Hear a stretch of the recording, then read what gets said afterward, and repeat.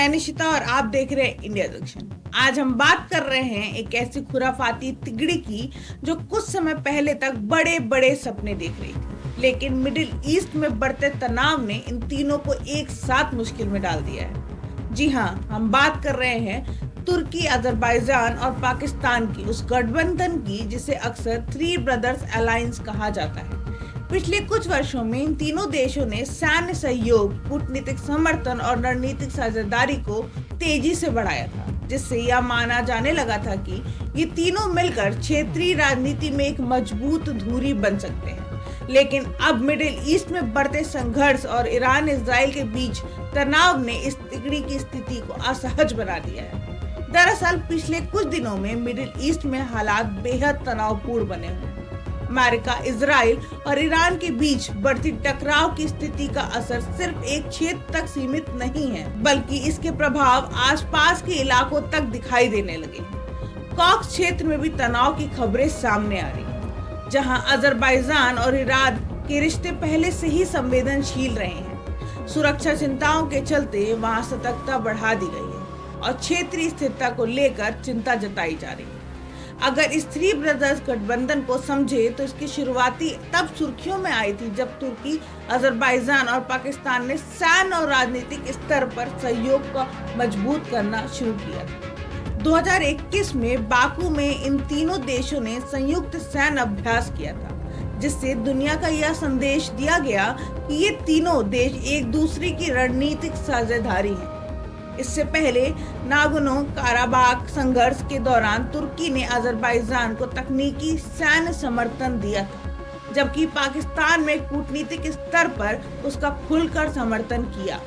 इसी तरह अंतर्राष्ट्रीय मंचों पर पाकिस्तान ने कश्मीरी मुद्दे पर तुर्की की आवाज भी कई बार सुनाई दी, जिससे दक्षिण एशिया की राजनीति में भी इस गठबंधन की चर्चा बढ़ी हुई है।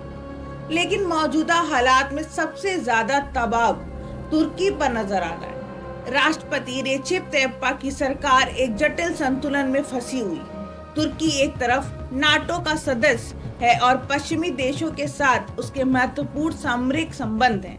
वहीं दूसरी तरफ एर्दोगन खुद को मुस्लिम दुनिया में एक प्रभावशाली नेता के रूप में स्थापित करना चाहते हैं। ऐसे में ईरान, इजराइल जैसे संवेदनशील मुद्दे पर तुर्की के लिए संतुलन बनाए रखना आसान नहीं है।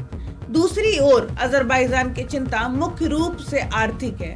इसकी अर्थव्यवस्था का बड़ा हिस्सा तेल और गैस निर्यात पर आधारित है। यूरोप तक जाने वाली कई महत्वपूर्ण ऊर्जा पाइपलाइन ने उसके क्षेत्र से होकर गुजरती है।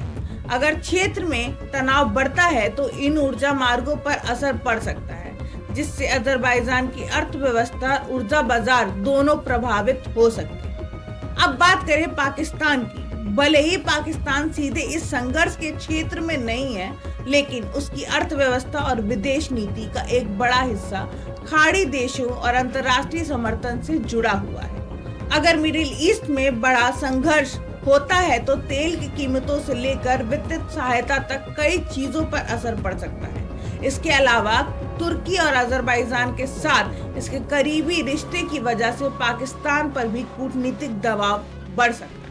कुल मिलाकर स्थिति का यह है कि जो गठबंधन कुछ समय पहले तक खुद को एक मजबूत रणनीतिक धुरी के रूप में पेश कर रहा था, वही आज कई मोर्चों पर दबाव महसूस कर रहा है। मिडिल ईस्ट का यह संकट अब सिर्फ एक क्षेत्र का मुद्दा नहीं रह गया है, बल्कि इसके प्रभाव ऊर्जा बाजार, अंतर्राष्ट्रीय राजनीति और क्षेत्रीय सुरक्षा तक फैलते दिखाई दे रहे हैं। इंडिया जंक्शन, खबरों का जंक्शन।